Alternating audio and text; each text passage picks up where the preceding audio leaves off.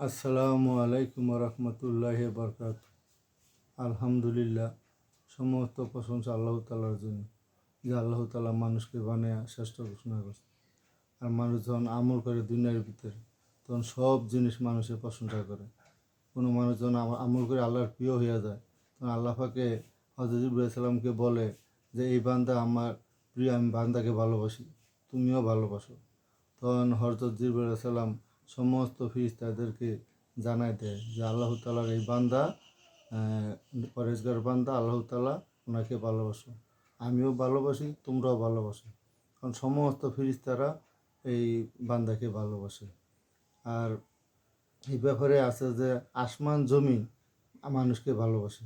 মানুষ যেমন শ্রেষ্ঠ, আমল যদি করে তাইলে হবে শ্রেষ্ঠ, আর আমল না করলে শ্রেষ্ঠ হবে না।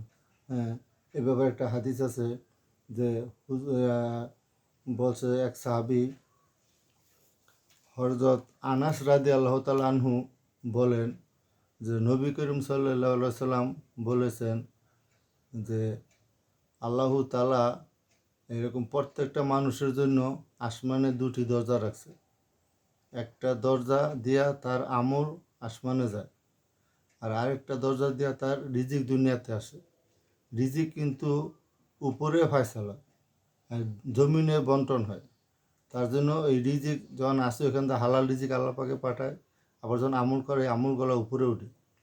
তো যখন ওই কোনো ইমানদার বান্দা বা পরেজগার বান্দা দুনিয়ার থেকে বিদায় নেয়, মারা যায়, তখন ওই দরজাগুলা কাঁদতে থাকে ওই মানুষের জন্য যে উনি ভালো ছিল, ওনার ন্যাক আমল উপরে আসছে এবং আবার রিজিক ওদিক দিয়ে আসছে। তা আমলের উপরে হইলো ভিত্তি। যখন এই আমল করবো তখন সে কবরও শান্তি পাবো।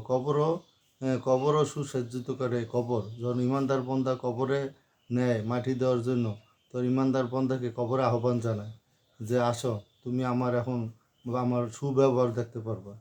আর যখন খারাপ লোক যায় তখন খারাপ লোকের মারিয়ে ঘৃণা করে যে তুমি আসো, তুমি আমার কঠিন আযাবের ব্যবস্থা দেখতে পারবা।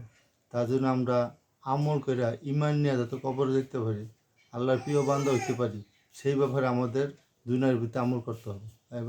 আল্লাহ এবং আল্লাহ রসুলের হুকুম মাইনা আল্লাহ পাকে যে কথাগুলো আমাদেরকে বলছে মানার জন্য এবং হুজুর পাক সাল্লাল্লাহু আলাইহি ওয়াসাল্লাম তরিকায় চলার জন্য, এগুলো আমরা মানব। আর দুনিয়ার ভিতরে কয়দিনের দুনিয়া, মনে করেন ক্ষণস্থায়ী দুনিয়া, আখিরাত চিরস্থায়ী। এই আখিরাত চিরস্থায়ীর জন্য আমরা আজীবনের জন্য আমল করে যেতে হবে।